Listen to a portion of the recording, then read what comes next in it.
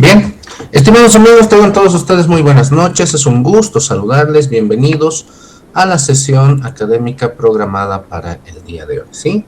Muchas gracias. Continuamos, por favor. La anterior sesión académica hemos realizado una actividad en donde se ha hecho referencia a responder un cuestionario tras el análisis de una sesión audiovisual.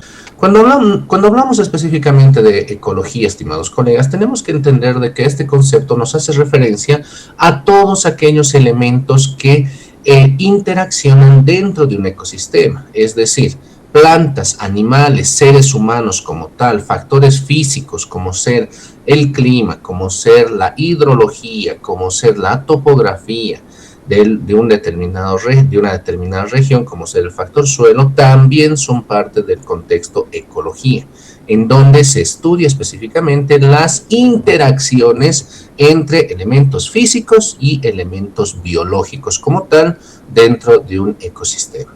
Dentro del contexto de ecología tenemos que recordar, estimados colegas, que existen como tal la presencia o que se brinda la oportunidad para el desarrollo de los recursos naturales.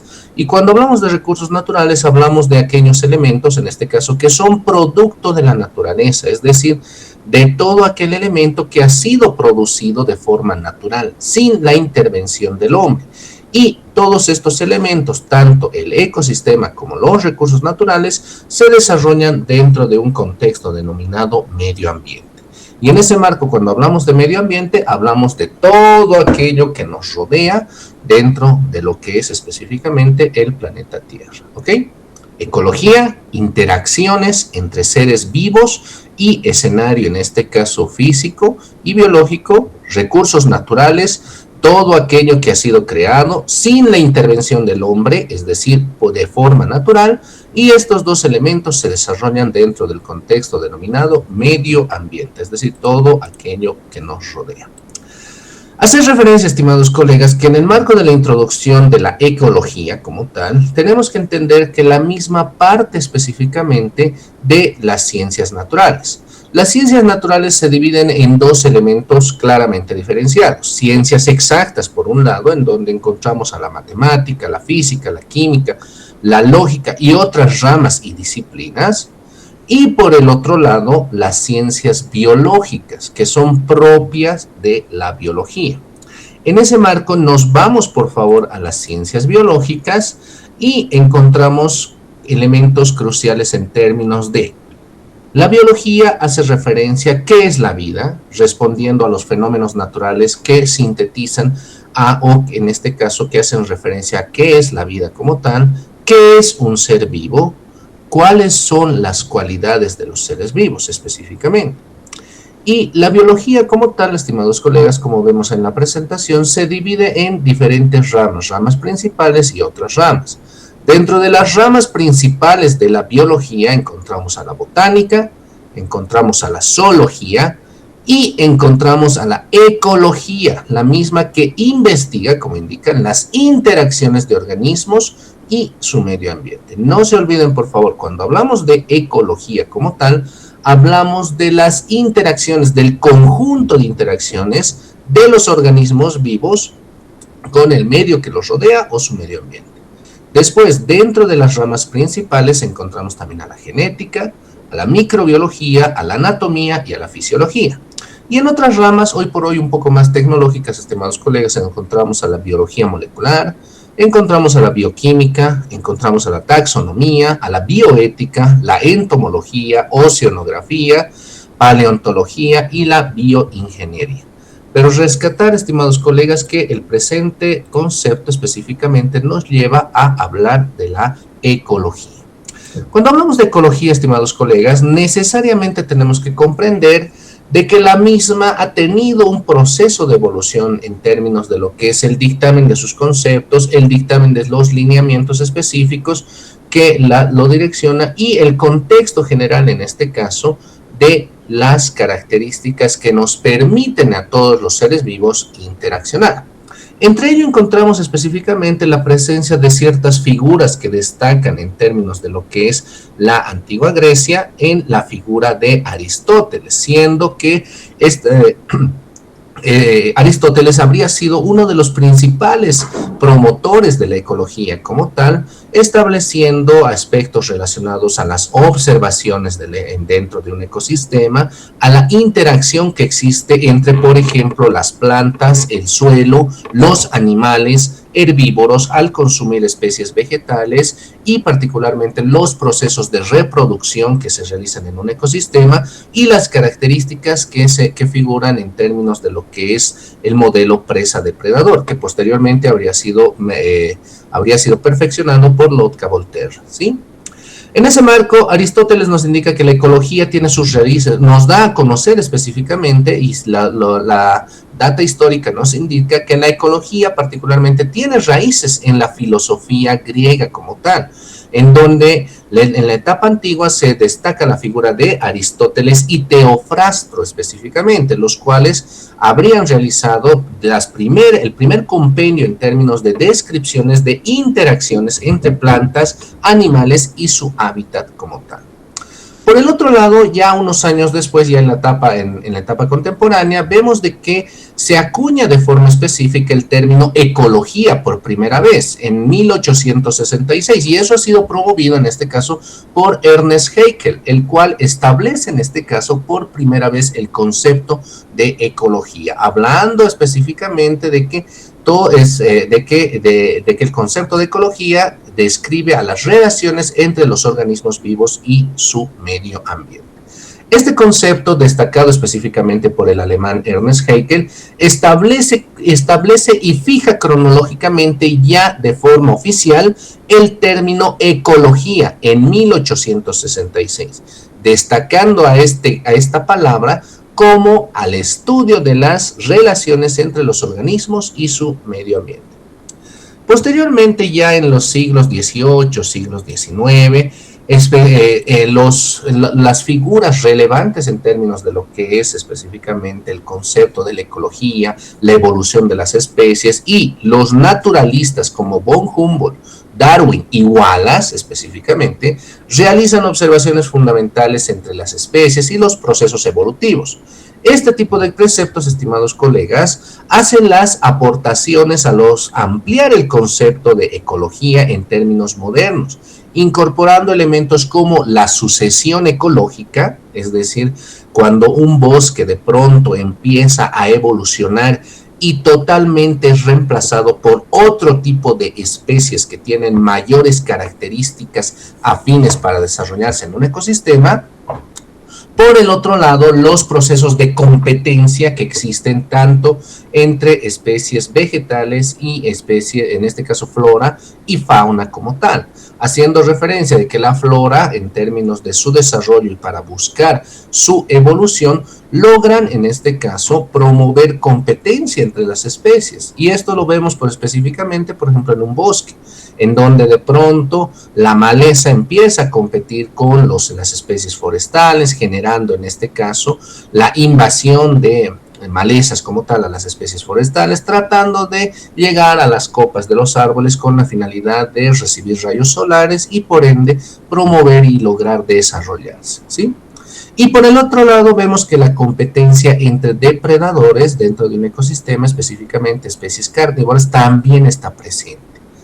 Y posteriormente, gracias a los principios de Charles Darwin, la selección natural, la cual nos habla específicamente de las características genéticas que tienen los organismos vivos conforme la naturaleza y el hábitat donde se desarrollan. Y posteriormente estos elementos han sido los que han llegado a fortalecer el concepto de ecología como tal, ¿sí? Sin embargo, posteriormente, estimados colegas, ya se destacan figuras específicas en términos de lo que son los naturalistas como tal, la base de los conceptos naturalistas.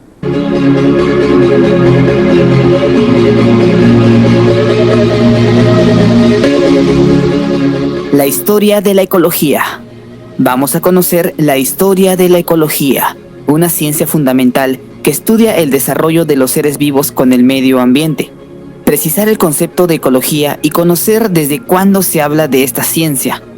Todo en este mundo tiene su origen y la ciencia que estudia el desarrollo de los seres vivos también lo tiene. Es por ello que hoy quiero enseñarte cuáles serían esos antecedentes de la ecología y los científicos que han influenciado más en la composición de esta rama. Concepto etimológico de la palabra ecología. ¿Qué tal si descubrimos el concepto etimológico de la palabra ecología? Pues la palabra ecología proviene de los vocablos griegos, oikos, que significa casa o morada, y logos, que significa ciencia. Con estos dos conceptos, Ernst Haeckel, zoólogo alemán, definió el término como el estudio del ambiente natural y de las relaciones entre organismos. ¿Cómo empezó todo? Para hablar del origen de la ecología, tendríamos que remontarnos en el siglo XVIII, cuando por primera vez se comenzó a manifestar un interés por el estudio descriptivo del desarrollo de los seres vivos. En esta clasificación, se observó los hábitos y las características más relevantes de las especies. Muchos investigadores como Charles Krebs señalaron que la ecología tenía sus raíces en la historia natural. Se relacionó en la manera en cómo las tribus dependían de la caza y la pesca para su sobrevivencia, pero que necesitaban un conocimiento más detallado de dónde encontrar sus presas. A esto se le suma el surgimiento de la agricultura y ganadería, lo que hizo que la intención de estudiar el desarrollo de los animales y plantas se intensificara aún más. Estudio de la naturaleza y la historia de la ecología. A pesar de todos estos análisis, el concepto aún no estaba claro. Todo comenzó a armoniarse en 1968, cuando los griegos explicaron el proceso como un equilibrio de la naturaleza. Tiempo después, el estudio de la naturaleza se llevó a la forma en cómo se describía a las poblaciones humanas en términos cuantitativos. Ahora bien, el término de ecología se le acuñó al biólogo alemán Ernst Haeckel, quien en 1869 lo definió como el proceso que estudiaba las relaciones de los individuos con el medio ambiente. Este acontecimiento fue lo que trajo como consecuencia que la ecología se convirtiera en una rama de la biología, una rama que se emplea a través de un método científico, en el cual se busca responder a los problemas de investigación. A pesar de todo este avance, la ecología aún no se consideraba como una ciencia importante, y fue a partir de 1960 cuando se le dio un verdadero valor. ¿Por qué sucedió así? Pues en este tiempo el crecimiento de la población trajo como consecuencia la destrucción del medio ambiente. Justo en ese entonces el mundo volcó su mirada a la ecología. A pesar de esto, el concepto de ecología no solo se relacionaba con los seres humanos, sino también con los seres vivientes de toda la Tierra, es decir, plantas y animales. Científicos más influyentes en la historia de la ecología. Y en los antecedentes de la ecología debemos estudiar quiénes fueron los científicos que más aportaron a la construcción y consolidación de esta ciencia. En este listado no podemos dejar de mencionar las considerables actuaciones de los griegos, quienes fueron naturalistas de gran talla, tal es el caso de Aristóteles. Podríamos decir que su primer estudio o análisis se le debe a él. Para muestra, basta con leer sus libros sobre la vida y la costumbre de los peces. Para ser más certeros, otros influyentes estudiaron de forma más precisa este campo, entre los que destacan Charles Darwin. Aunque sus estudios no se acuñen todos al término de ecología, es importante mencionar que Charles Darwin reunió muchas cualidades que lo llevaron a explorar esta ciencia. Fue el precursor de los estudios doctrinales sobre la evolución de las especies, lo que hizo que recopilara una gran fuente de análisis auténticos relacionados con la ecología. En la teoría de la evolución, vemos cómo Darwin se enfatizó en la adaptación de los organismos en relación con el medio ambiente. Es por ello que se considera como uno de los grandes precursores de la ecología. Louis Rousseau. Este personaje de la historia de la ecología tuvo un papel fundamental, pues sus aportaciones se basaron en el estudio de la botánica, la meteorología, la astronomía y más. Alexander von Humboldt. Este es otro de los precursores de la ecología. Hablar de él es mencionar el estudio que realizó a las especies y a los ecosistemas de las zonas en que vivían. Se encargó de estudiar desde Europa hasta América y en sus exploraciones llegaron hasta Asia. En todos sus estudios analizó el cómo se comportaban los seres vivos frente a procesos como flora, fauna, clima y otros elementos. Charles Lyell. Este al principio se formó como un geólogo, Estudió la corteza terrestre y analizó los cambios que surgen gradualmente a lo largo de la historia. En estos análisis no dejó de observar la transformación de los ecosistemas y sus funciones. Ernst Haeckel, el precursor de la historia de la ecología. De último, dejamos a este biólogo y zoólogo Ernst Haeckel, considerado como el padre de la ecología. Fue un científico que se propuso la creación de un neologismo especial. Buscaba definir cómo eran las relaciones de los seres vivos con su hábitat. El término ecología fue usado por primera vez por este zoólogo alemán en 1869. Sin embargo, el origen de esta ciencia está relacionado con otras ciencias como la geología y la biología. Esta ciencia comenzó a ser importante a raíz de los problemas naturales y ambientales que comenzaron a experimentar los individuos. Es por ello que se recurre a ella para conocer los modelos científicos que explican el desarrollo de los seres vivos y el medio ambiente. ¿Cómo la ecología se convirtió en una ciencia? Como lo observamos anteriormente, el problema de los científicos preocupados por los problemas de la biología y todas sus ramas fue lo que permitió que se desarrolle una nueva ciencia.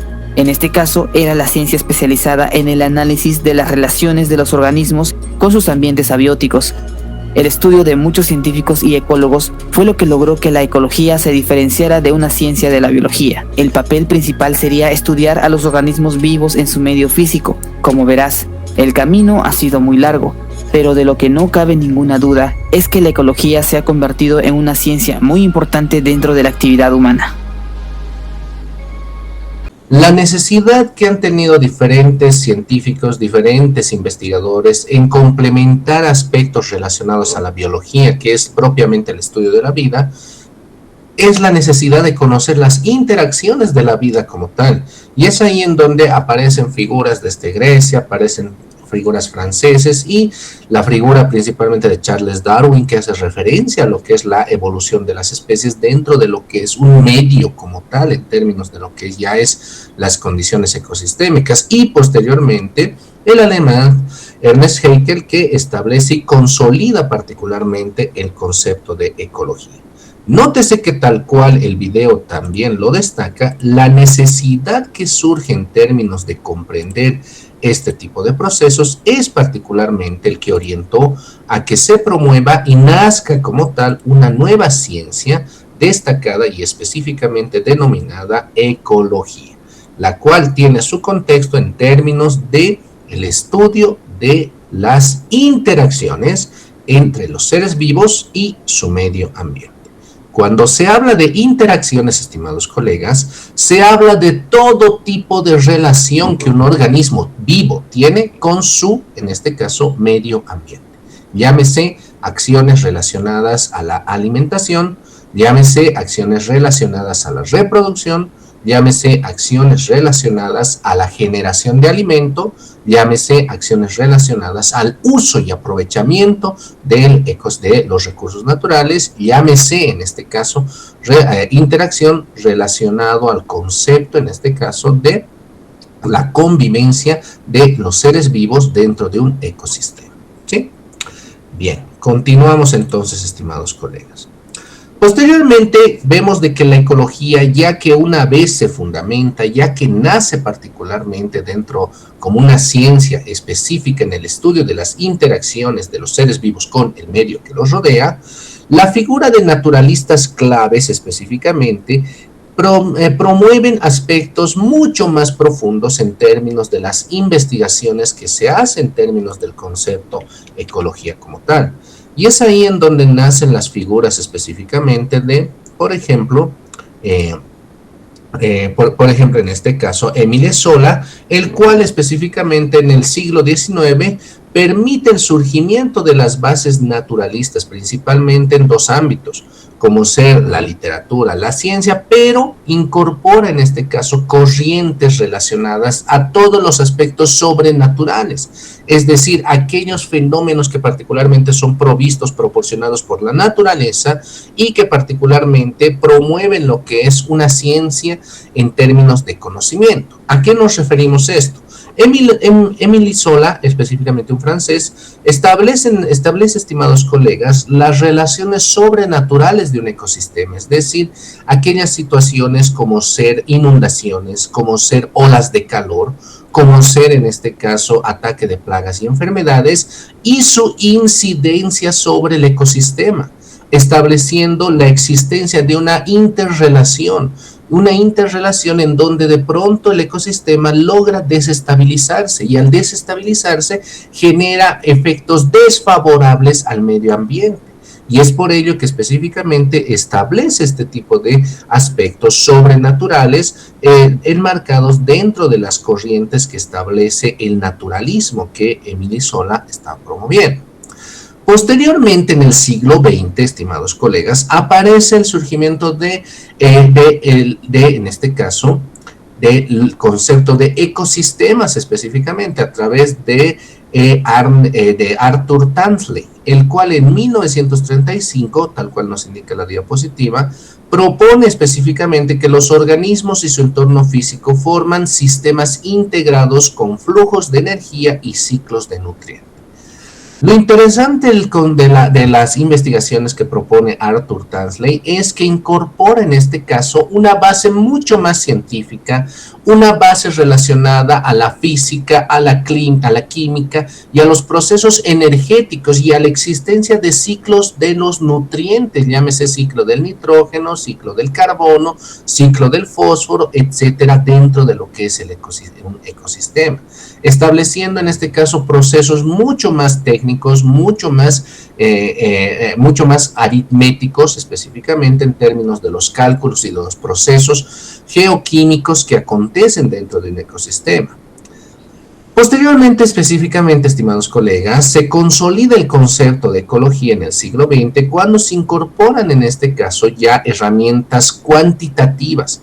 Hasta 1935, hasta antes de 1935, hasta antes de la aparición y surgimiento del concepto de ecosistemas por parte de Tansley, la ecología era únicamente una ciencia cualitativa, en donde únicamente se hacían referencia a las interacciones de forma cualitativa, es decir, haciendo referencia a las manifestaciones de los organismos vivos. Ejemplo, los herbívoros se alimentan de, en este caso, especies de gramíneas forrajeras, o en este caso las plagas y enfermedades son las que atacan con mayor incidencia a los cultivos. Esto en el marco de lo que es la cualitatividad. Pero a partir de 1935, con la presencia de Tansley y posteriormente a partir del siglo XX con las figuras de Alfred Lotka y Vito Volterra, se incorpora herramientas cuantitativas, métodos estadísticos, modelos matemáticos y aritméticos, los cuales habrían sido desarrollados con la finalidad de explicar en este caso la dinámica poblacional que existe entre en este caso, presas y depredadores. Alfred Lotka y Vito Volterra, específicamente, estimados colegas, se propusieron las investigaciones en términos de ver cuál es la relación entre presas y depredadores dentro de un ecosistema, estableciendo cierta lógica, ciertas tendencias, ciertos modelos de las dinámicas poblacionales que está estrechamente ligada a la presencia de presas y a la presencia, en este caso, de depredadores. Y en ese marco, estimados colegas, aparece y surge el modelo de Lotka-Volterra, ¿sí? Para ello, por favor, le pido a nuestro colega Ariel Claure. Muy buenas noches, Ariel, qué gusto saludarte. Bienvenido a nuestra sesión académica. Ariel, por favor, damos lectura al modelo Lotka-Volterra, modelo depredador-presa, por favor. Te escuchamos, Ariel.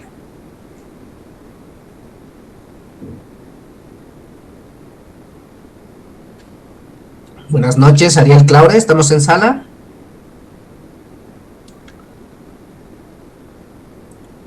Buenas noches, Miguel Ángel, estamos en sala. Sí. Buenas noches, Ariel, es un gusto saludarte, bienvenido a nuestra sesión académica. Por favor, apóyanos con la definición del modelo Lotka-Volterra depredador-presa. Te escuchamos, Ariel. Bien, el modelo Lotka-Volterra es un sistema de dos ecuaciones diferentes no lineales que describen la dinámica entre la población de presas y una de depredadores.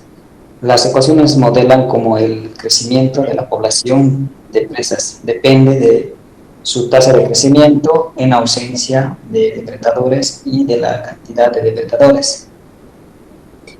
Mientras la población de depredadores disminuye con la escasez de presas, pero crece a medida que aumenta la cantidad de alimentación disponible. El modelo fue propuesto independientemente por Alfred Loca y Vito Volterra para explicar la interacción entre especies en un ecosistema. Esa sería la definición de Volterra, licenciado. Excelente, estimado Ariel. Muchas gracias por tu participación. Ariel nos detalla en este caso, estimados colegas, la definición del modelo Lotka-Volterra y hacer referencia a lo que decíamos anteriormente. En primera instancia, a partir de la presencia, en este caso, de nuestros naturalistas científicos, específicamente la figura de Tansley, la figura, en este caso, de Lotka y Volterra, ya se incorporan modelos, como indicamos, cuantitativos, modelos estadísticos y modelos matemáticos en términos de lo que es particularmente las interacciones ecosistémicas, de forma precisa, tratando de explicar la dinámica poblacional de un determinado ecosistema.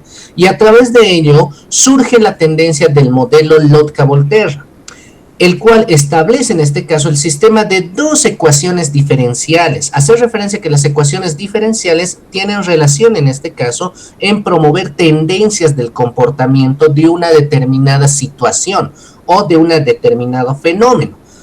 Es por ello que este tipo de ecuaciones diferenciales son las que se adaptan de forma precisa y de forma puntual y específica a los modelos ecosistémicos. Y es por ello que le incorporan dentro de lo que es la dinámica poblacional entre el modelo presa y los depredadores. ¿Qué es lo que pasa?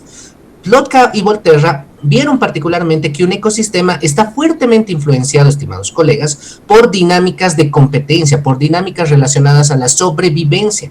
Y la sobrevivencia estaba ligada estrechamente a la capacidad de alimentación de una determinada especie, en este caso las especies depredadoras, por ende los carnívoros. Y por el otro lado, también esta dinámica poblacional dentro de un ecosistema está fuertemente influenciada por la disponibilidad de alimento, en este caso los herbívoros denominados presas.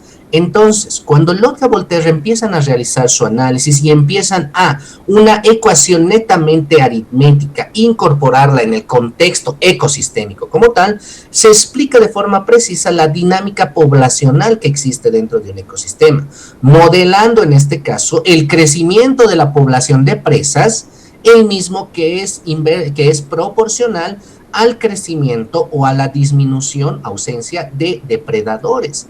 Es decir, mientras mayor cantidad de presas exista, la cantidad de depredadores tiende a aumentar. Esto particularmente en el concepto de que existe abundancia de alimento. Pero cuando de pronto la cantidad de presas empieza a disminuir, entonces los depredadores entran en una etapa de sobrecompetencia y también empiezan a disminuir debido a la escasez de alimento. Entonces, este tipo de conceptos, estimados colegas, son los que han permitido explicar este tipo de tendencias e interacciones en términos de este tipo de modelos. Y por ende, nos permite en este caso comprender cierto tipo de situaciones orientadas necesariamente a los procesos ecosistémicos que rige en una determinada región. Y para complementar este concepto, nos vamos por favor a la explicación del modelo Lotka-Volterra, que lo vamos a precisar en unos momentos. Atentos, por favor. 3, 2, 1, ahí va. El modelo Lotka-Volterra, explicado por Irene Carrasco Grau. Antes de empezar con la explicación del modelo, quiero recordar que el término depredación consiste en la interacción de especies en la que se produce el consumo total o parcial de un organismo, en este caso la especie presa, por parte de la especie depredadora, estando la presa viva en el momento del ataque. Fue en 1925 cuando James Lotka propuso un sistema de ecuaciones diferenciales que relacionan a las poblaciones de depredadores y presas. Un año después, Vito Volterra determinó que los dos sistemas son independientes pero son lo mismo. En definitiva, el modelo Lotka-Volterra consiste en dos ecuaciones diferenciales de primer orden no lineales que se usan para describir dinámicas de sistemas biológicos en el que se produce la interacción de dos especies, una como presa y la otra como depredador.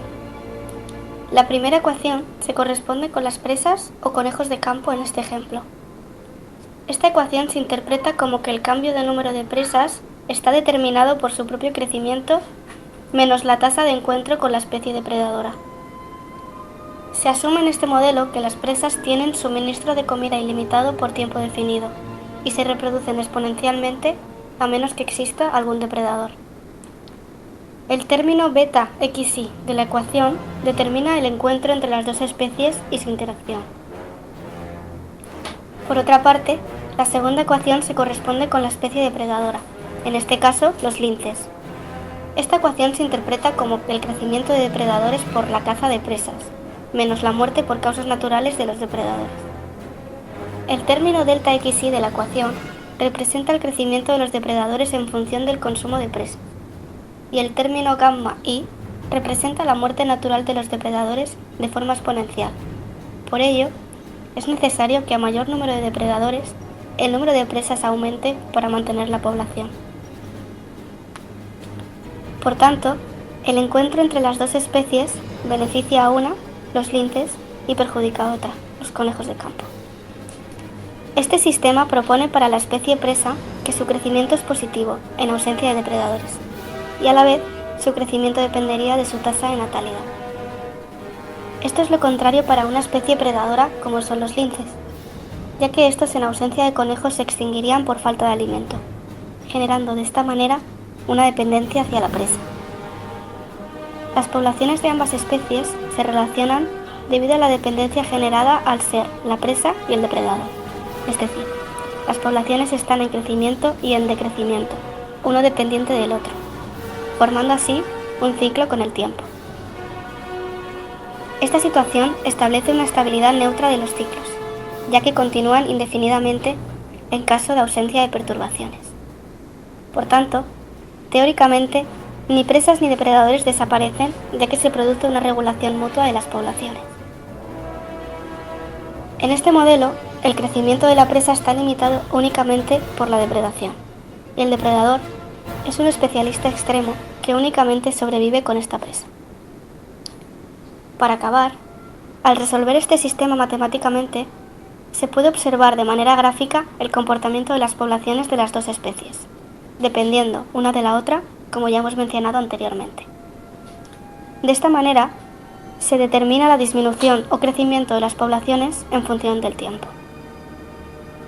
Por ello, cabe destacar la importancia del modelo Lotka-Volterra, ya que se considera una herramienta fundamental para el estudio de las interacciones entre especies, ideal además para determinar la regresión de una especie y su posible extinción. Tal cual acabamos de escuchar, estimados colegas, hoy por hoy una de las premisas que hasta cierto punto específicamente se mantiene en términos de la lógica de las relacionada a la subsistencia de especies es el modelo de Lotka-Volterra, el cual nos habla, tal cual lo destaca el video, específicamente entre la interacción que existe entre los depredadores y las presas como tal. Este tipo de sistemas hoy por hoy tiene ciertas observaciones, pero sin embargo se convierte en una de las bases fundamentales que explica el desarrollo en términos de la dinámica poblacional que existe en un determinado ecosistema.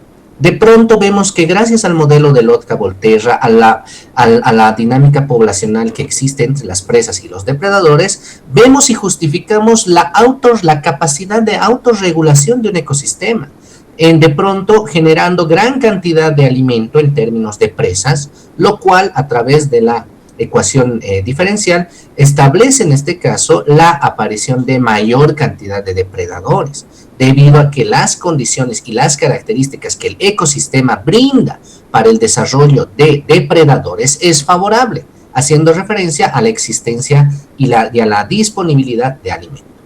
Por el otro lado, vemos de que la segunda ecuación diferencial nos hace referencia a la disminución, o en este caso al nivel de competencia que tienen los depredadores cuando las presas empiezan a disminuir. Es decir, de que si bien en los primeros 3 años existía gran cantidad de presas, gran cantidad de liebres como tal, Entonces, esto ha generado que el ecosistema pueda generar también mayor cantidad de controladores biológicos, que son los depredadores. Bien, se han brindado buenas condiciones ecosistémicas. El medio ambiente, el ecosistema como tal, provee ese tipo de situaciones. Pero después de un tiempo, el ecosistema tiende a generar patrones de autorregulación, estimados colegas, y de forma natural hace que las presas empiecen a disminuir. Esto por la sobredemanda que tienen los depredadores, es decir, por la gran cantidad de cacería que generan los depredadores, y de pronto su alimento empieza a disminuir. Y esto, en este caso, infieren con la disminución también de los depredadores. Es decir, de que de pronto un ecosistema empieza a promover acciones de autorregulación.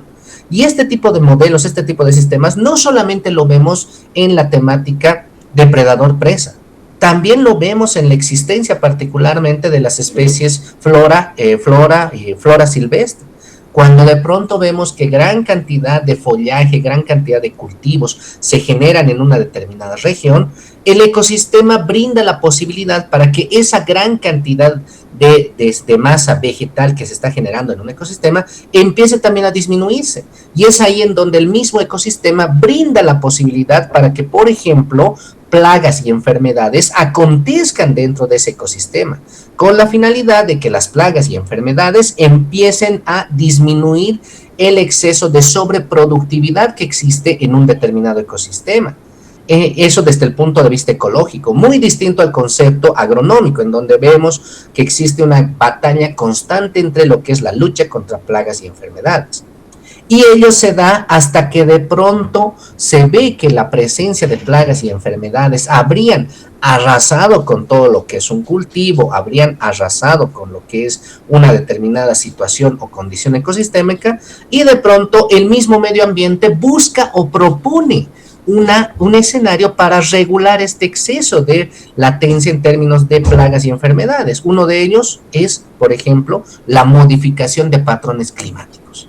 De pronto, excesiva radiación, excesiva sequía, que no permite el desarrollo de plagas, que no permite el desarrollo de enfermedades, y de pronto empiezan a mitigarlas. O todo lo contrario, de pronto temperatura, olas de frío, olas en este caso de heladas, que disminuyen la presencia de plagas y enfermedades.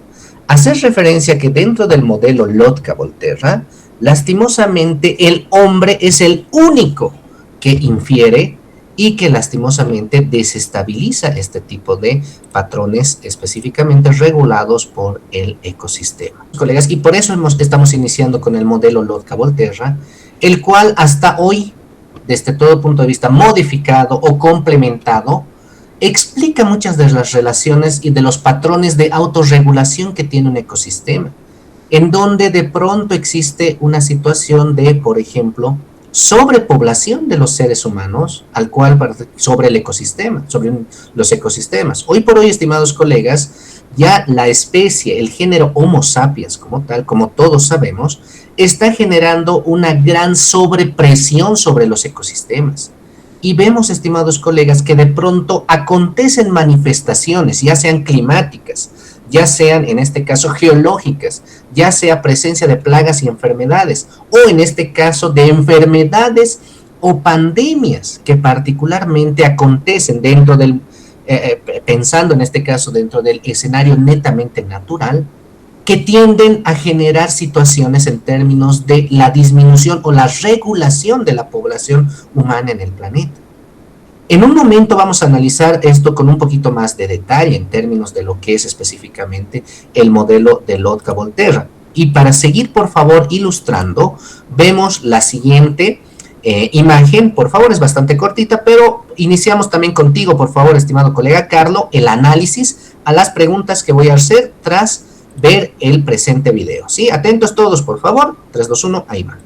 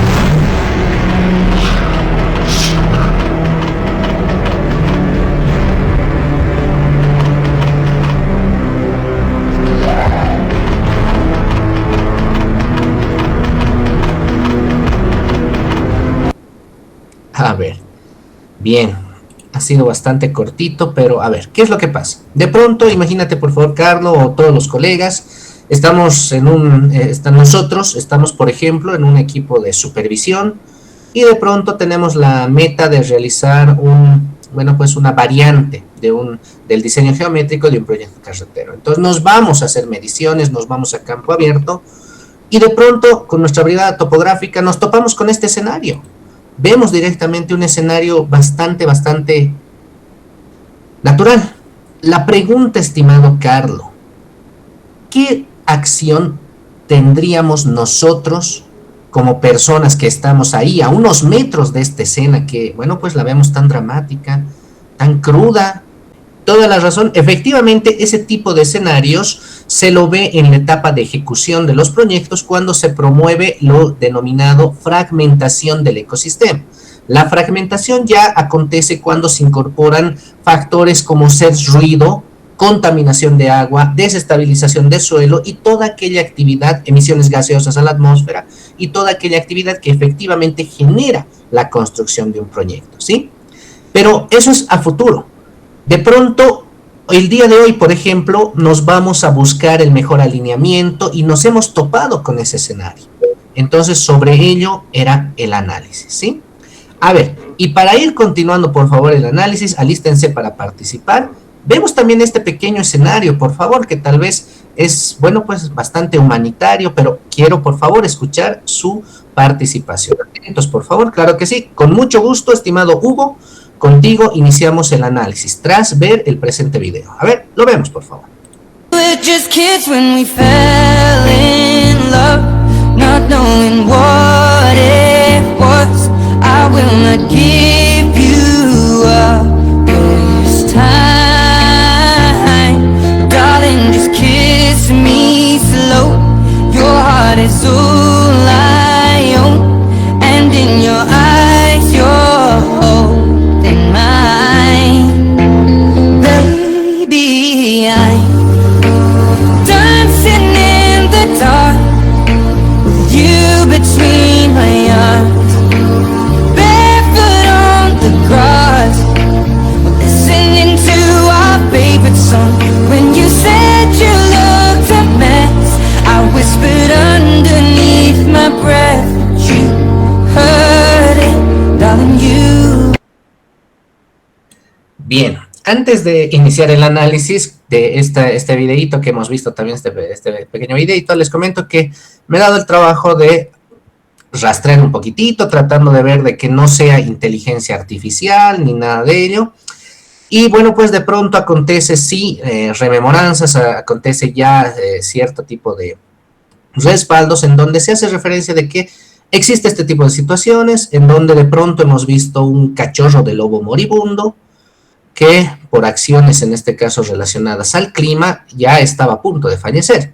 Y de pronto acontece la intervención antrópica y vemos lo que, está aconteciendo. A ver, analicemos. De pronto esta filmografía es realizada por Igor Altuna, en este caso, si no me equivoco, un europeo bastante reconocido, ha ganado bastantes premios específicamente por esta filmación, por estas fotografías, en donde de pronto se ve aquí a un jaguar que habría particularmente cazado a una presa, y vemos de que la presa tiene todavía su cría, ¿no? en brazos. Y por un lado, en su página web de Igor Altuna, ha sido fuertemente criticado por temas de deshumanización que el señor habría tenido, referente a que debería haber intervenido. Si bien el jaguar habría, en este caso el depredador habría cazado a su presa, pero también aquí está otra subpresa, llamémoslo así, de por medio. Ha sido fuertemente criticado porque había muchos detractores que le indicaban, debería intervenir, señor, no debería permitir esto. En primera instancia, vamos a basarnos en el modelo Lotka-Volterra, ¿sí? El modelo Lotka-Volterra, específicamente la ecuación lineal, las ecuaciones son frías, son aritméticas, nos habla en este caso de una relación de sobrevivencia de las presas y de los depredadores. En el caso de las presas, nuevamente reiterar, hacer referencia de que las mismas se convierten dentro de lo que es un ecosistema en la oportunidad para el desarrollo, en este caso de depredadores, específicamente ligado a la cantidad, a la sobrepoblación que tiene una determinada cantidad, un determinado ecosistema en términos de permitir una sobrepoblación de presas. Entonces, el modelo Lotka-Volterra de forma fría y aritmética indica que esto induce a que exista mayor cantidad de depredadores. Y los depredadores, en este caso, se encargan de promover un patrón de autorregulación ecosistémica a esa sobrepoblación de presas. Ahora bien, cuando esa sobrepoblación de presas está autorregulada por este patrón ecosistémico que es los depredadores, entonces de forma proporcional empieza a disminuir la cantidad de presas y por ende la cantidad de depredadores también disminuye. Y nuevamente la ecuación dimensional, en términos aritméticos, se encuentra en equilibrio. Y en términos ecosistémicos, los patrones de autorregulación ecosistémica han logrado nuevamente estabilizar una tendencia ecosistémica en una región, en el medio ambiente.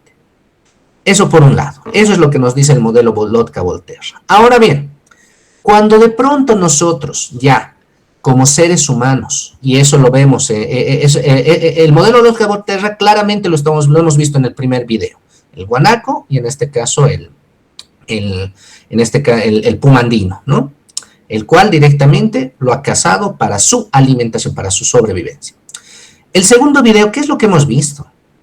De que de pronto vemos de que las condiciones climáticas de una determinada región de pronto son las que generan que una especie empiece en este caso, a fenecer o muera directamente de frío, en este caso, pues se congele.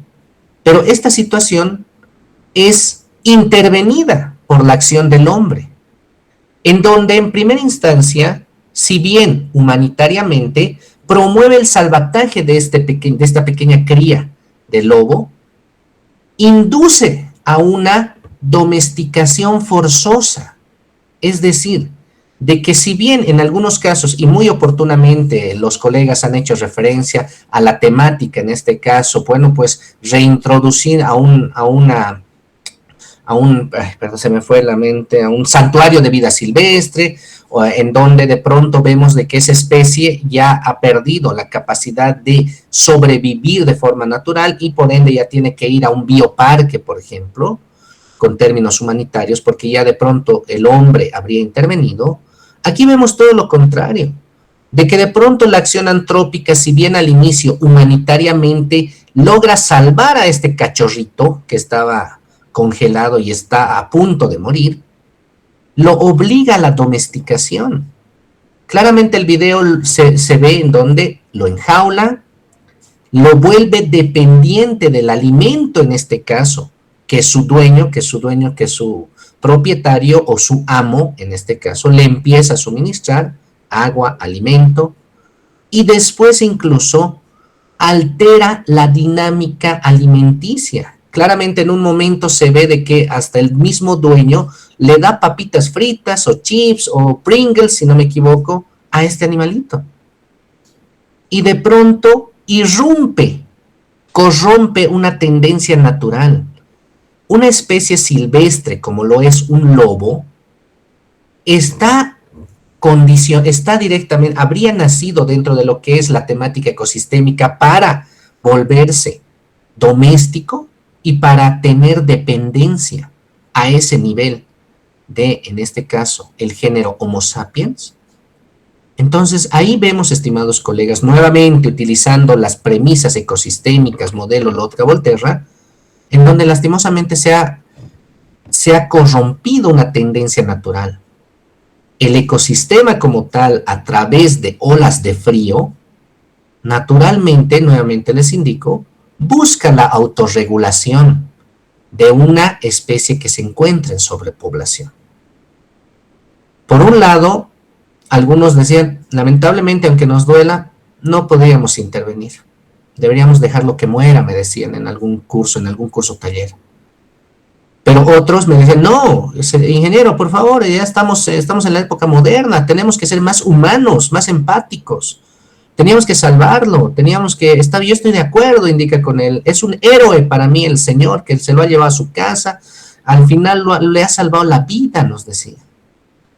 Y la pregunta era basado específicamente en el contexto ecosistémico, en el modelo matemático propuesto por Lotka-Volterra, la ecuación dimensional. ¿El factor hombre está incluido en este tipo de patrones de autorregulación? La respuesta es no. Y el tercer video, ¿qué es lo que vemos? El video de Aldunate, el cual vemos un jaguar ha cazado un baduino, y aquí vemos la cría del baduino que se resiste a abandonar a su madre, que ya ha fallecido. En un momento he proyectado un poquito de los comentarios y decían, me parece una ridiculez, es una persona muy mala, debería haber intervenido, por lo menos debería haber salvado. Pero Aldunate después explica en su párrafo indicando de que este jaguar ha cazado y estaba llevando esta presa para sus propias crías, para promover en este caso la vida y la subsistencia de sus propias crías jaguares.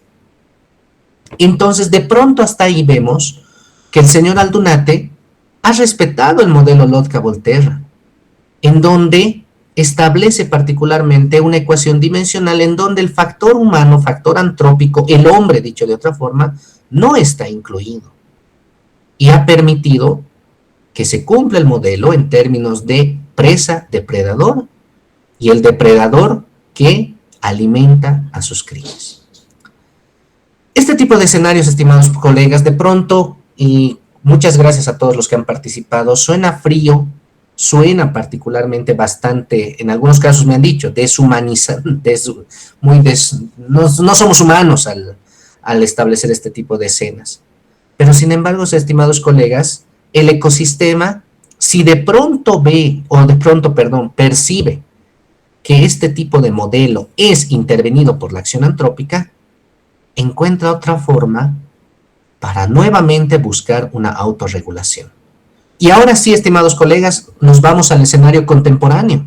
Hace unos años atrás, 2018, 2019, parte del 2020, hemos pasado una de las peores etapas en términos de lo que es nuestra época moderna, que es la pandemia, el COVID-19, el SARS-CoV, en donde, basados, porque hay dos tendencias, uno que ha sido un virus creado en laboratorio, ¿no? Y la otra, una tendencia netamente natural, que de pronto ha existido una mutación del murciélago, que de pronto ha mordido a un monito, se ha promovido una mutación y esa mutación de forma natural se ha dispersado en el mundo. Entonces, a ver, primero analizamos el escenario natural, ¿sí? De pronto vemos, estimados colegas, que el mundo como tal, este universo, tiene ya una sobrepoblación. Todos los recursos naturales están ya en una etapa de sobreexplotación en diferentes lugares del mundo. Claramente vemos que los niveles de contaminación son muy altos. Vemos de que el hombre se ha convertido, particularmente en términos ecosistémicos, en una plaga. El extractivismo, promover acciones de contaminación, como lo hemos visto la anterior semana, en términos de la contaminación de mercurio por actividades mineras, clandestinas en este caso, o ilegales. Contaminación, de generación de residuos sólidos en cuerpos de agua, lixiviados, y todos esos elementos, estimados colegas, hacen que el hombre, el género Homo sapiens, tenga una tendencia en términos de convertir una acción de una plaga dentro de lo que es el ecosistema y los recursos naturales. Y vemos particularmente que ese tipo de situaciones nuevamente encaja en el modelo Lotka-Volterra, en donde existe una sobrepoblación, en donde los seres humanos, el modelo Lotka-Volterra establece de que de pronto nos hemos convertido en presas y ha generado un depredador especializado en este caso en atacar únicamente al género Homo sapiens.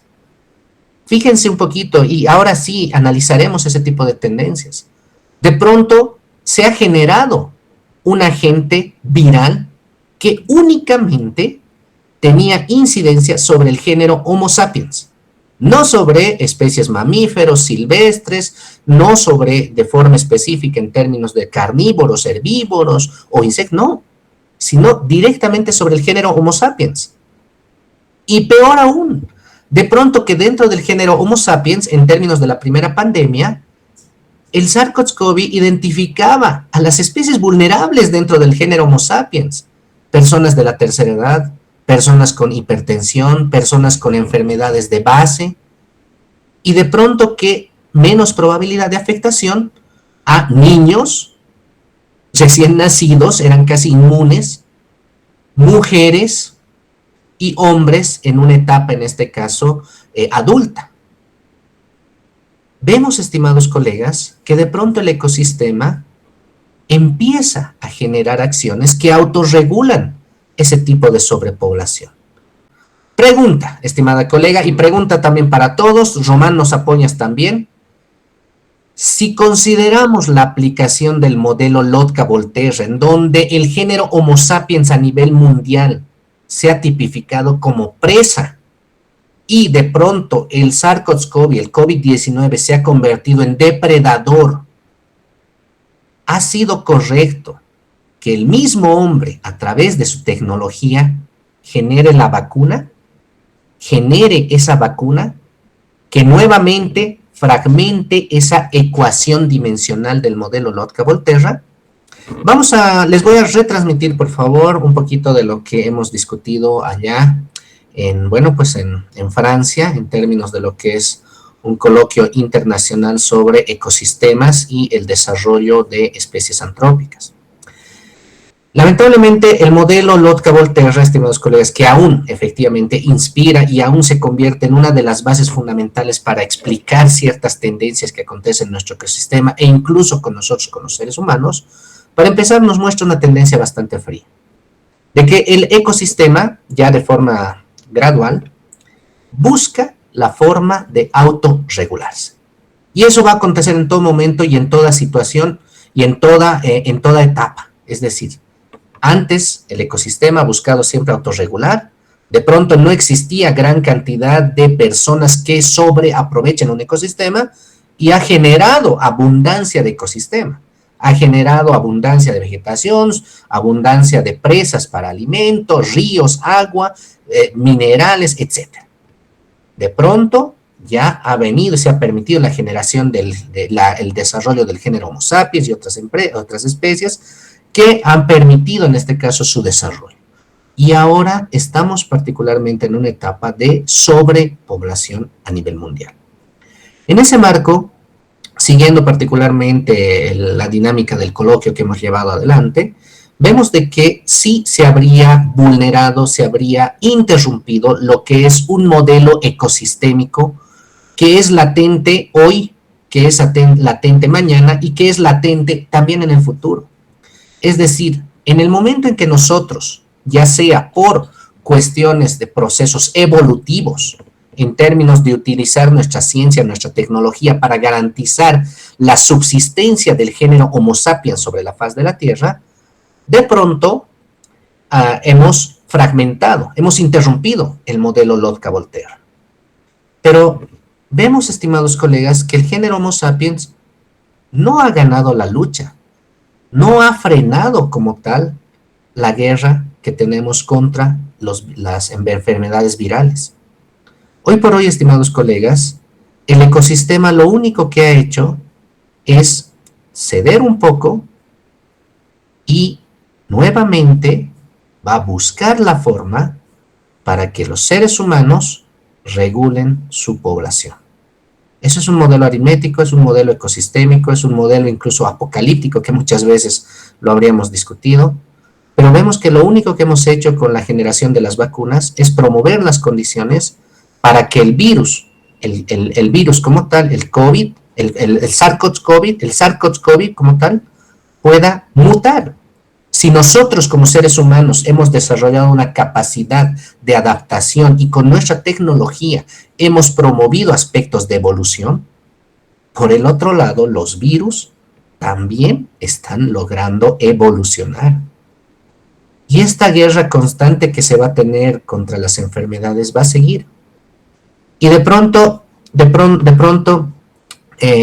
Francisco Vidal allá en Francia indicaba de que se va a llegar un momento en donde el ecosistema va a buscar la forma de que, si bien el hombre, el género Homo sapiens, es presa, va a buscar un depredador tan eficiente para autorregular la sobrepoblación.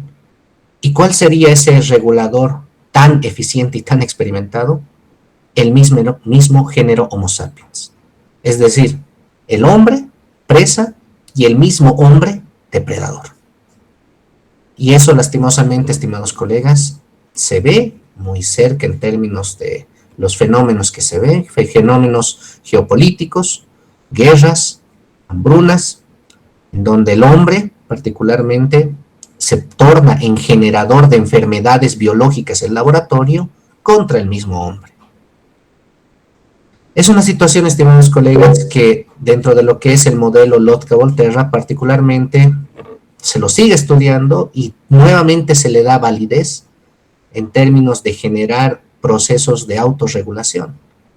Y antes de cederle la palabra a nuestro colega Tito, este tipo de escenarios, estimados colegas, incluso ha inducido nuevas tendencias. Ese tipo de temáticas tan de ciencia ficción que veíamos muchas veces, la temática zombies, no ha sido directamente una tendencia, bueno, pues imaginaria que ha sido llevada a la ciencia ficción, sino que se ha basado en el modelo Lotka-Volterra, en donde se establece de que el hombre es presa y el mismo hombre se va a volver en su propio depredador.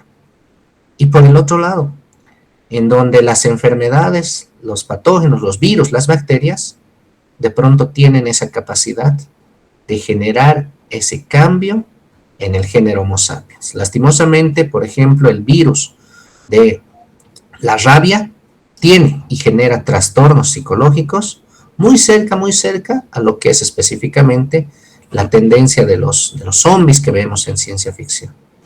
Modelo Lotka-Volterra, depredador presa. A ver, cuando nos introducimos al modelo, y ahora lo vamos a ver de forma un poquito más aritmética, específicamente, estimados colegas, describimos dos ecuaciones, en este caso, dimensionales. Recordar que las ecuaciones dimensionales nos hablan específicamente de una tendencia que se manifiesta en donde existen dos variables que una depende netamente de la otra. Si una de las variables de pronto tiene una modificación o tiende a generar una determinada tendencia, es decir, una manifestación, la otra variable inversamente tiende a recepcionar también o a ser, en este caso, afectada por esta modificación. Y eso es lo que nos explica en estas ecuaciones diferenciales. La ecuación diferencial relacionada en este caso a la población presa y a la población, en este caso, de depredadores, ¿sí? Entonces existen dos presas, donde en primera instancia esta signa R hace referencia a las presas en términos de los conejos y esta F, la segunda ecuación, hace referencia a los depredadores en el caso de zorros.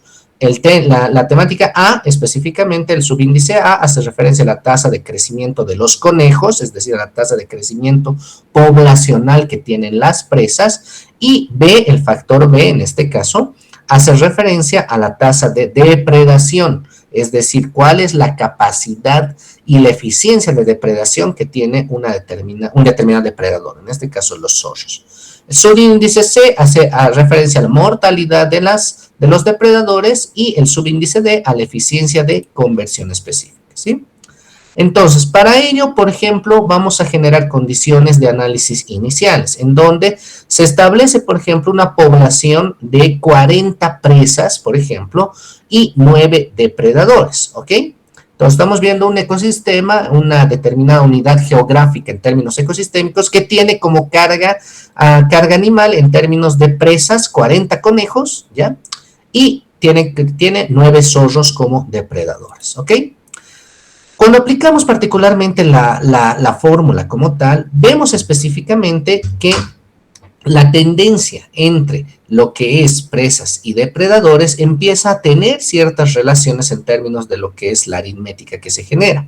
Por ende, por ejemplo, se nos genera un cálculo de 40.4 en temas de lo que son las presas y en temas de la proyección dimensional en términos de crecimiento, específicamente gracias a la aplicación de la fórmula, de 11.7 depredadores.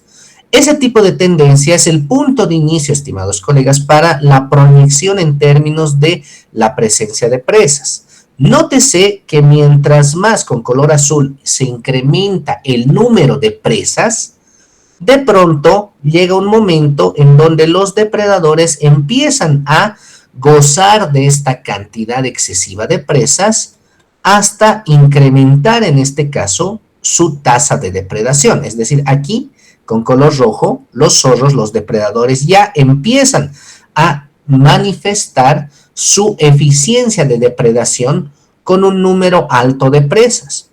Y como vemos, estimados colegas, la tasa de depredación empieza a subir a través del número de nuevos depredadores que se empiezan a generar en un ecosistema. Y cuando empieza a incrementarse el número de depredadores, de pronto la cantidad de presas empieza a disminuir. Vemos en este lado que la cantidad de depredadores empieza a incrementarse y de pronto la cantidad de presas empieza a disminuir. Esto específicamente por la capacidad de depredación que tienen, por ejemplo, en este caso los zorros, ¿sí? Y su eficiencia en términos de la cacería. Hasta que llegan a un punto de equilibrio en donde la tasa de depredación, es decir, los depredadores empiezan a incrementarse y de pronto vemos que la cantidad de presas empieza a disminuir, es decir, está por debajo de la cantidad de depredadores. Se torna lo inversamente proporcional. De pronto ya encontramos más depredadores que presas. Dicho de otra forma, se encuentran más consumidores de alimento y menos comida. Entonces, ese tipo de relación ecosistémica regida por lo que es la dinámica poblacional genera que también la cantidad de depredadores, como estamos viendo aquí con línea roja, empiece a disminuir. ¿Por qué? Porque no se cuenta con la cantidad de alimento suficiente para la subsistencia. Y este tipo de patrones también está influenciado por la situación climática. De pronto que la cantidad de presas también empieza a disminuir porque de pronto acontece temporadas de frío, en donde la disponibilidad de forraje empieza a escasear y la cantidad de depredadores está empezando a incrementarse o se ha incrementado. Entonces de pronto vemos que otra variable ecosistémica en donde el hombre no interviene, de pronto empieza a tener injerencia en esta situación. Pero de pronto vemos, estimados colegas, que conforme pasa el tiempo, si bien la cantidad de depredadores empieza a disminuir, aquí nuevamente estamos con color rojo, vemos de que llega un momento en donde se torna nuevamente la inversa proporcionalidad, es decir, de pronto empieza a disminuir o a escasear los depredadores y lo que empieza a incrementarse son las presas, debido a que se le brinda la posibilidad de que su dinámica poblacional empiece nuevamente a incrementarse. Y de pronto empieza a incrementarse las presas y los depredadores nuevamente empiezan a incrementarse, cumpliendo el ciclo de autorregulación ecosistémica. Ahora sí, estoy muy seguro, estimados colegas, de que está un poco más explicado este fenómeno. Y claramente lo vemos aquí, estimados colegas, ya en términos poblacionales, vemos específicamente que al año 0 hemos partido con 40 individuos y después de 3 años las condiciones ecosistémicas en términos de la generación de presas se han ido incrementando. Y esto ha permitido también que la cantidad de depredadores empiecen a incrementarse. Si en el año 0 existían 40 presas y 9 depredadores, de pronto en el año 3, gracias a la aplicación de la fórmula, encontramos 17 depredadores. Y encontramos de que el número de presas se ha empezado a mantener, no ha empezado a crecer de forma exponencial, sino que ha tenido un periodo de autorregulación. Y vemos que al año 3 encontramos 41 presas, pero encontramos mayor cantidad de depredadores. Dicho de otra forma, la frecuencia en términos de cantidad, aquí está, de nuestras presas y depredadores es proporcional específicamente a la cantidad de depredadores que se tiene respecto a la cantidad de presas. Si de pronto el número de presas empieza a incrementarse, el número de depredadores también empieza a incrementarse. De 7 se ha llegado a 17. Y todo ello se ha permitido debido particularmente a que se ha incrementado la cantidad de presas. Y si seguíamos este modelo de pronto hasta el año 10, hasta el año 20, porque es una ecuación dimensional y lo proyectábamos claramente, veríamos esta tendencia, en donde de pronto llega un momento en donde las presas empiezan a disminuir porque la población de depredadores empieza a incrementarse. La temática efecto de los parámetros nos habla de una tasa de crecimiento de las presas y una tasa de depredación en este caso. Y claramente vemos que las mismas están orientadas en una frecuencia de oscilaciones, en donde el valor de la depredación reduce rápidamente cuando la población de conejos de presas, en este caso, posteriormente genera la disminución de zorros o de depredadores cuando el alimento empieza a escasear. Claramente nos hace referencia a la tercera conclusión de que este modelo explica o sienta las bases de los patrones de autorregulación natural de un ecosistema.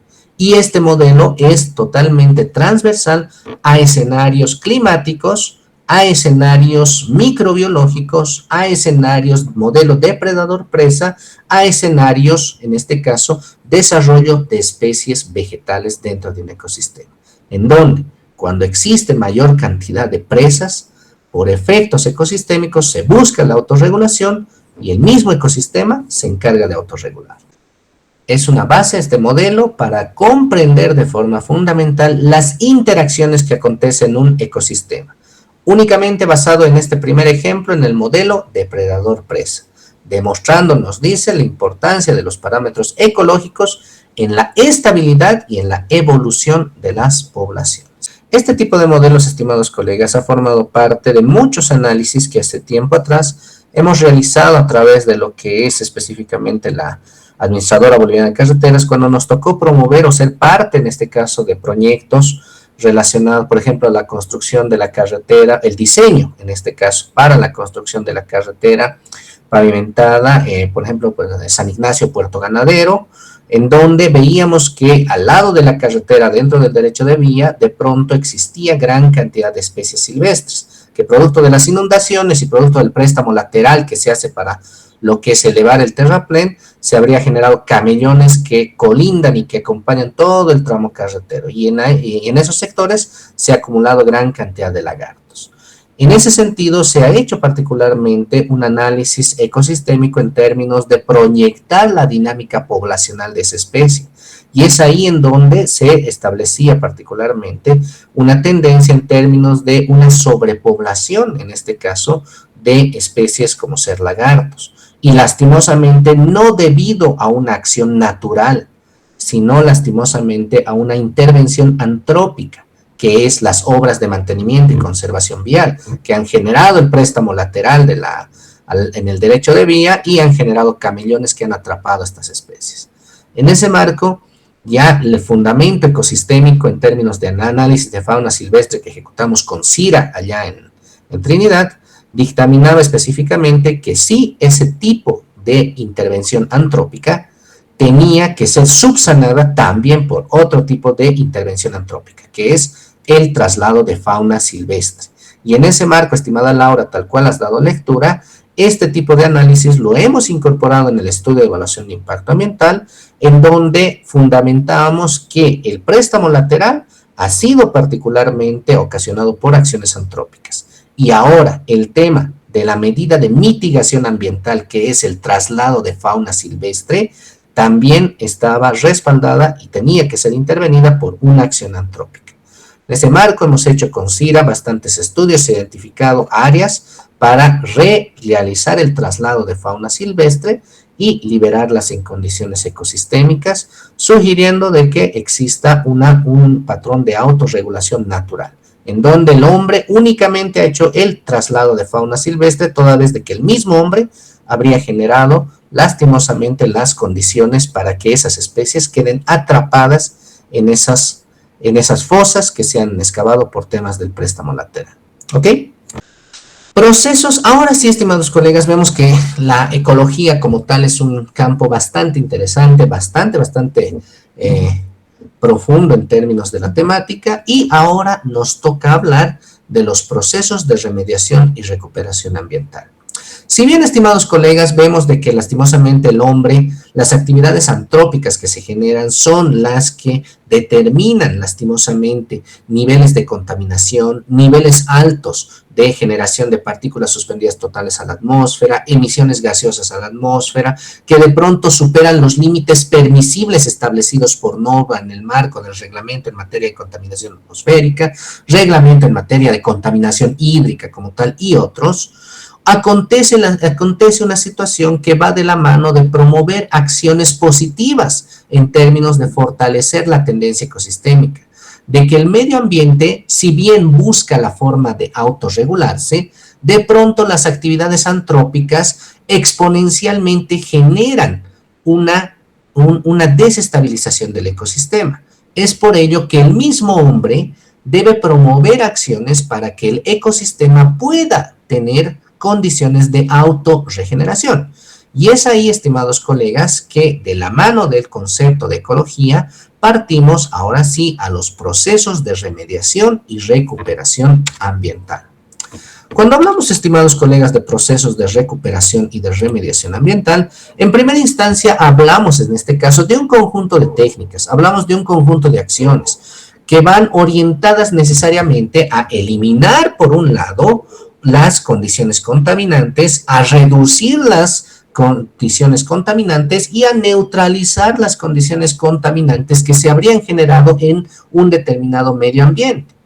Tanto así que se pretende, en este caso, estimados colegas, restaurar el ecosistema degradado. Pero cuando hablamos de esta palabrita tan profunda que es restaurar, y en términos singulares, restauración, vemos de que el concepto es bastante amplio. Nos habla propiamente de pronto, ver cuando un escenario geográfico, ecosistémicamente hablando, habría sido afectado, de pronto tenemos que promover acciones para lograr que ese ecosistema que esté afectado se vuelva a restaurar y demuestre las mismas condiciones y las mismas funciones biológicas y ecosistémicas que tenía antes de su intervención.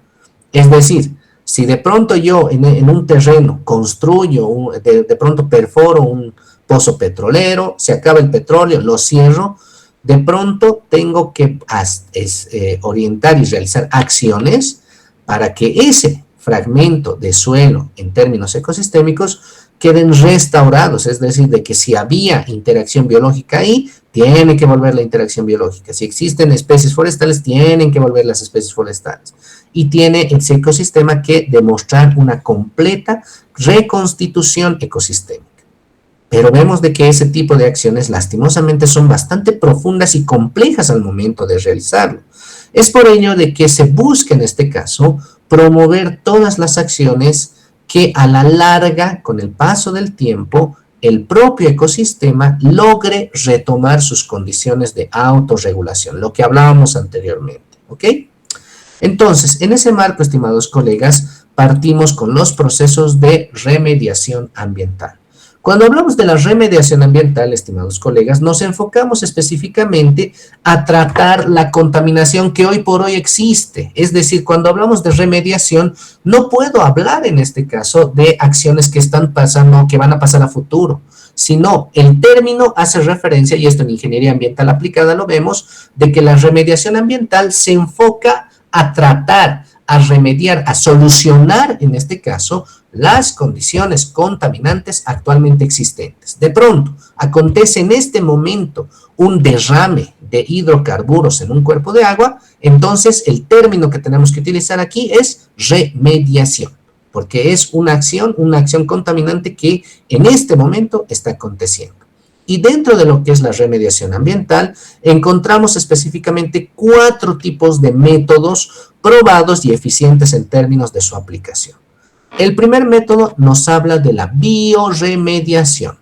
Cuando hablamos de bioremediación, estimados colegas, específicamente hacemos referencia al uso de microorganismos, al uso de bacterias, hongos, o en este caso algún tipo de microorganismo específico en acciones simbióticas que de pronto son capaces de degradar contaminantes orgánicos como ser hidrocarburos o pesticidas. Vemos hoy por hoy, estimados colegas, de que la tecnología está avanzando a pasos tan rápidos que de pronto la nanotecnología ambiental ya forma parte de los procesos de bioremediación, en donde se altera genéticamente y tecnológicamente bacterias u hongos, los cuales tienen la capacidad de incorporar dentro de sus estructuras partículas, en este caso nanomoleculares, las cuales promueven una tendencia, promueven una acción en ese tipo de bacterias u hongos, que son organismos vivos. Dichas acciones pueden ser codificadas para que únicamente, por ejemplo, se encarguen de aglutinar sustancias relacionadas a los hidrocarburos. ¿Esto qué es lo que hace, estimados colegas? Que de pronto estos microorganismos, bacterias u hongos, que son depositados, por ejemplo, en un determinado cuerpo de agua, únicamente van a estar codificados para captar y aglutinar, en este caso, las moléculas de carbono, en este caso de líquidos de hidrocarburos que se habrían derramado, haciendo más fácil su colecta y su retiro. Vemos de que este tipo de métodos, estimados colegas, hoy por hoy llega a ser eficiente y está mostrando y está aperturando una revolución en términos de procesos de remediación ambiental en términos de hidrocarburos. Y la nanotecnología ambiental es la que brinda en este caso la oportunidad para que de forma más eficiente bacterias y hongos puedan generar este tipo de procedimientos.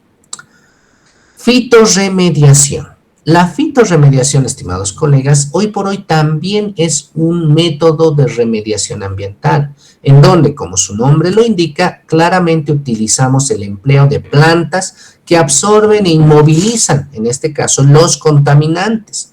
Este tipo de procesos muchas veces se lo ha visto eficiente, por ejemplo, al tratar residuos de la minería en términos de metales pesados, haciendo particularmente que ciertas especies, como por ejemplo algunas algas o la totora, se conviertan en especies potenciales para absorber y retener dentro de su parénquima, en este caso dentro de sus tejidos celulares, gran cantidad de metales pesados, lo cual favorece en este caso a su extracción y posteriormente a un tratamiento y disposición final de estos residuos que han sido generados por fitorremediación. Entonces, vemos, estimados colegas, que existen diferentes especies que tienen este tipo de capacidades. Hoy por hoy, en términos modernos, ya se piensa en diseño, en este caso, de piletas de fitorremediación, en donde, como vemos, estimados colegas, de pronto vemos un estanque contaminado y este estanque, el agua por metales pesados que estuvieran dentro de este estanque, o en este caso, por ejemplo, líquidos residuales, residuos líquidos, en este caso domésticos, pueden ser extraídos y pueden ser incorporados a lo que son las cámaras de decantación, donde encontramos en este caso especies vegetales como ser la totora, especies vegetales como ser la sagitaria o en este caso la lagunilla, en donde el agua que es extraída de este dique de colas o de este almacén de sustancias de agua contaminada pasa y atraviesa este tipo de áreas, promoviendo lo que es su filtración, disminuyendo y reteniendo a través de las especies vegetales el potencial contaminante que pueda tener este tipo de cuerpo de agua. Es otro método que hoy por hoy, estimados colegas, llega a tener resultados. Y en el caso de suelos, estimados amigos, en el caso de suelos, vemos de que una de las especies que tienen un potencial para lo que es la extracción de compuestos químicos contaminantes en el suelo son, por ejemplo, las especies halófitas, es decir, aquellas especies que tienen la posibilidad de extraer y de retener en su estructura vegetal partículas, en este caso sales de forma específica. Y aquí podemos hablar, por ejemplo, de la especie Atriplex semibacata o el Atriplex munuladia, ¿sí? Hace muchos años, estimados colegas, bueno, de pronto hablamos hace unos, bueno, bastante tiempo, más de 20 años atrás, nos remontamos, por ejemplo, a la empresa minera Emirsa, Inti Raymi, en Oruro, en donde de pronto esta empresa minera ha promovido la explotación de oro como tal, y ha generado niveles de contaminación y desestabilización de lo que son las condiciones de físicas y químicas del recurso suelo como tal. En ese momento se ha establecido como un proceso de fitorremediación la incorporación en esos terrenos de especies vegetales como el Atriplex, los cuales con el pasar del tiempo han podido favorecer a la reconstitución de ciertos factores físicos, biológicos y en este caso químicos en el suelo. En primera instancia, favoreciendo la presencia, en este caso, de cobertura vegetal dentro de lo que son suelos que habrían sido contaminados por acción minera. Posteriormente, la generación de materia orgánica dentro de estos suelos de forma natural a través de la descomposición de estas especies vegetales, descomposición de hojarasca como tal, y la generación a través de lo que es específicamente la extracción de metales pesados del suelo a través de la especie Atriplex semivacata. Otra especie que tiene ese potencial bastante específico es el cauchi, la denominada Suaeda foliosa, la cual tiene ese tipo de potencialidad en términos de promover la fitorremediación de suelos tras identificar acciones de contaminación. Ha sido un experimento, ha sido una temática bastante eficiente que habría promovido la empresa Inti Raymi a través de la empresa que se ha concesionado este tipo de trabajos. Proceso de remediación ambiental por proceso físico y químico. Cuando hablamos de procesos físicos y químicos, estimados colegas, en primera instancia hacemos referencia a toda acción mecánica que de alguna forma puede promover o puede facilitar acciones relacionadas a la descontaminación.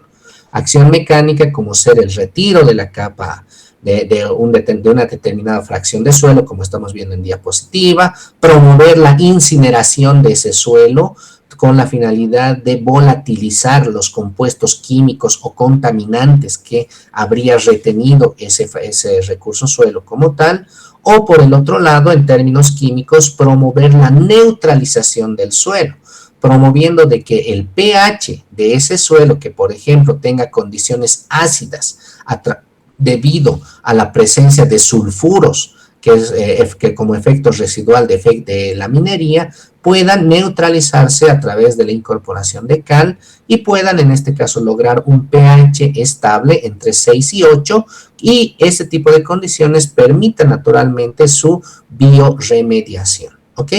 Entonces, hoy por hoy vemos de que este tipo de métodos también son complementarios a las acciones que se realizan en términos de lo que es promover acciones de remediación. Neutralización a través de lo que es específicamente la incorporación de alcalinizantes, logrando de que el pH de suelos ácidos como tal, debido a acciones de contaminación, ejemplo minería, sulfuros dentro de lo que es el suelo, pueda generar una estabilización en términos de su pH y bajo condiciones naturales pueda lograr bioremediarse, ¿sí? Y por condiciones físicas, remediación física, hacemos a relaciones mecánicas, por ejemplo, la extracción de una determinada cantidad de suelo contaminado, promover acciones relacionadas a la combustión de esta fracción o de estas cantidades de suelo que permitirían eliminar, en este caso, compuestos químicos contaminantes. O, aparte de combustión, pirólisis, que ya es una acción en términos de lo que es promover esta fracción de suelo, un efecto incandescente, pero en condiciones anaeróbicas, es decir, en ausencia de oxígeno. Mientras que la combustión sí se realiza con presencia de oxígeno. ¿Ok? Entonces, esos son los métodos en términos de lo que es la remediación ambiental. Y aquí vemos, estimados colegas, de que este tipo de acciones efectivamente logran realizarse. Por ejemplo, aquí estamos viendo la neutralización química, ¿sí?